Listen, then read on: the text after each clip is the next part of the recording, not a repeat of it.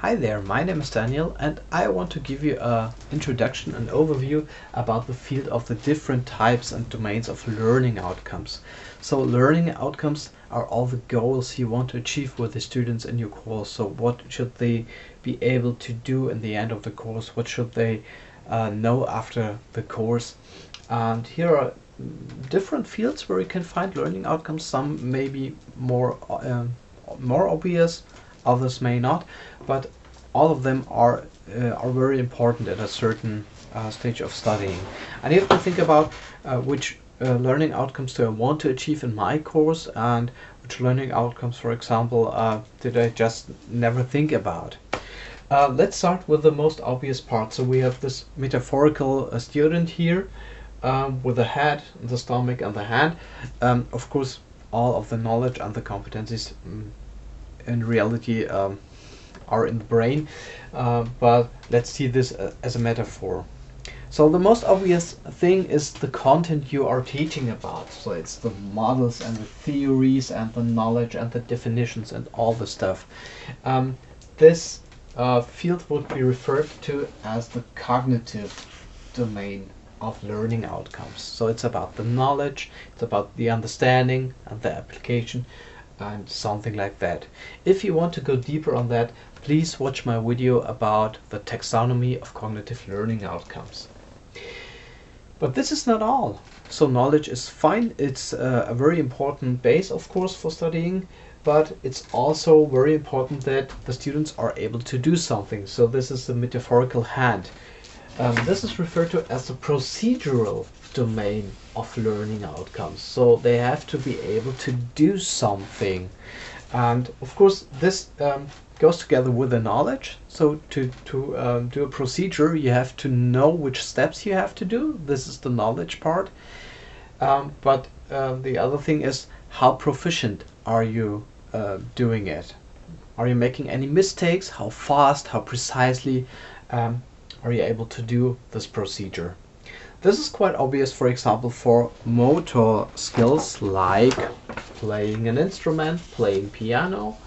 So when you start to practice a new piece of music, it's really hard, you're going to make mistakes, and it's not really fluent. But after a while, when you practice this piece of music again and again and again, then you will become more and more fluent and you make less and less mistakes, and at some point you don't make any mistakes at all. Or another example could be driving a car, especially shifting the gear. You know, this is very hard in the beginning. You have to depress the clutch, shift the gear, and then you have to let the clutch out and press the accelerator at the same time. This is really hard. You know what to do when you start driving a car, but it's hard to really do that. But after a while, it becomes more and more easy, it becomes more and more automatic, and you don't have to think about that anymore. But this is also important not only for motor skills, also for cognitive procedures, for example. So solving a math equation, for example. One thing is to know what kind of equation is this, what are the steps I have to do to solve this equation.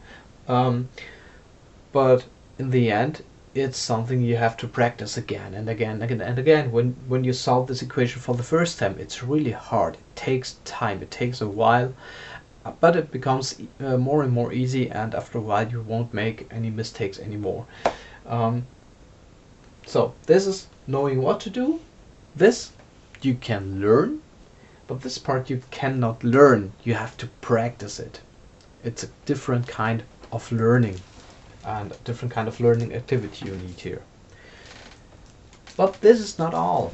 There's also this area in the metaphorical stomach, and this is the area of the emotions, the motivation, the beliefs, and the attitude students have. So this is referred to as the affective domain of learning outcomes, and this can be also very important, and I'm quite sure no matter what you're teaching, you will find some affective learning outcomes anywhere.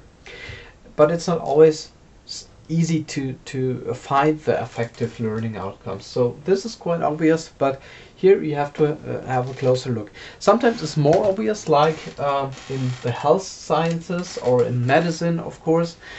There's something like normative effective learning outcomes.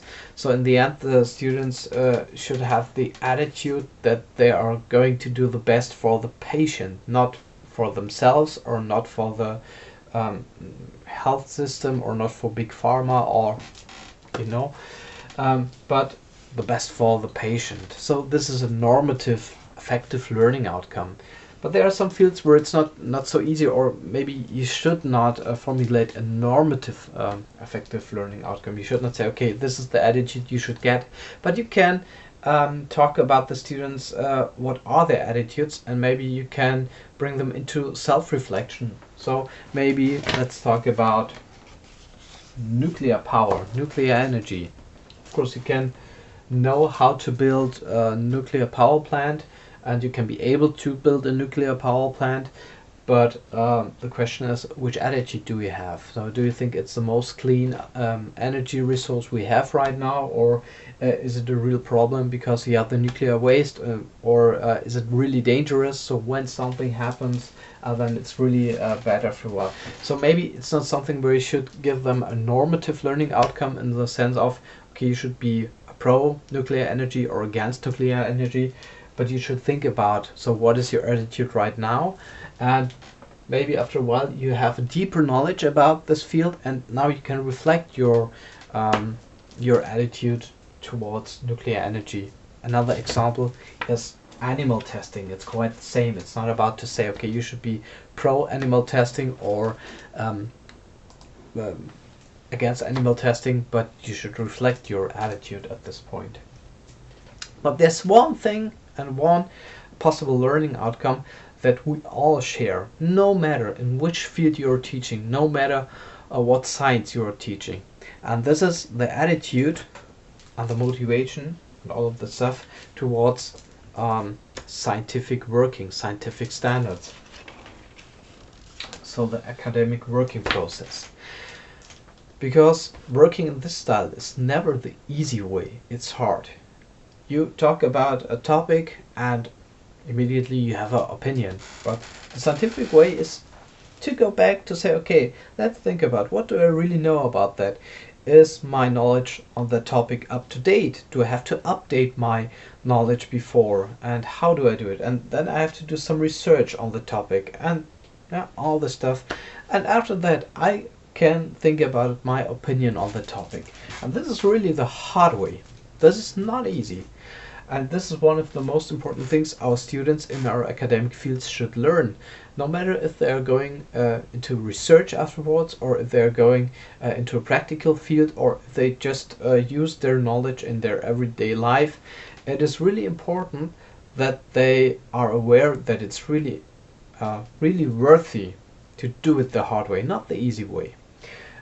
Imagine the other way around. Imagine you have students who are able, they know how to work scientifically, and they're able to do it, to do research and find literature and all this stuff, but they don't like it, they hate it, and they say, okay, after my last assessment in university, I will never ever look in any scientific book anymore.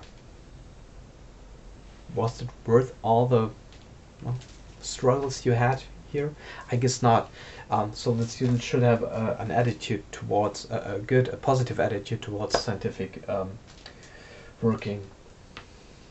But there's one domain missing up here. So this is this little guy who's having a look at his or her own learning process. So this would be referred to as the metacognitive level of learning outcomes.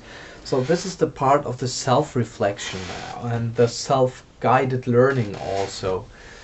So that means the students should be aware, what do they know, what do they not know, and what should they know, is the knowledge up to date, and where can I find some good sources, how can I distinguish between good and bad sources, for example, and which learning strategies work best for me. Why is this so important? It's very important because after leaving university, there's no teacher standing behind them. There's no professor standing behind them and telling them, okay, please read this journal paper if you want to deal with this or that problem, or please read the chapter in this book. They have to do it on their own, and they have to stay up to date. Just think about in our actual situation. You have a medicine student, epidemiologist, and he says, okay, COVID-19. I never had a course on COVID-19, don't know what that is, so I cannot give any recommendations. This is not the kind of academic people we need. We need the people who are able to to find the new knowledge, the actual knowledge, even after they finish their studies. Okay, so this is a little overview about the different domains of learning outcomes. You see, it's not only about the knowledge and the content, and of course you can go deeper on several fields. So there are some taxonomies who help you to really define which level of competency am I. So there are taxonomies for the cognitive domain. Watch my video on that. But also on the affective and on the procedural domain. There are different taxonomies that could help you to find the right learning outcome. As far as I know, there's no taxonomy for the metacognitive level, but I guess you're fine with it. Just think about are students able to be self-guided learners, and what about the self-reflection on their competencies, or is it that they always have to wait on your grades and you say, okay, good student, bad student, something like that. Okay, I hope you enjoyed this video. If you have any questions or comments, please mail me, and if you are in one of my workshops or webinars, then you will get those taxonomies there. Otherwise, I'm sure you're able to find them on your own. Thank you very much.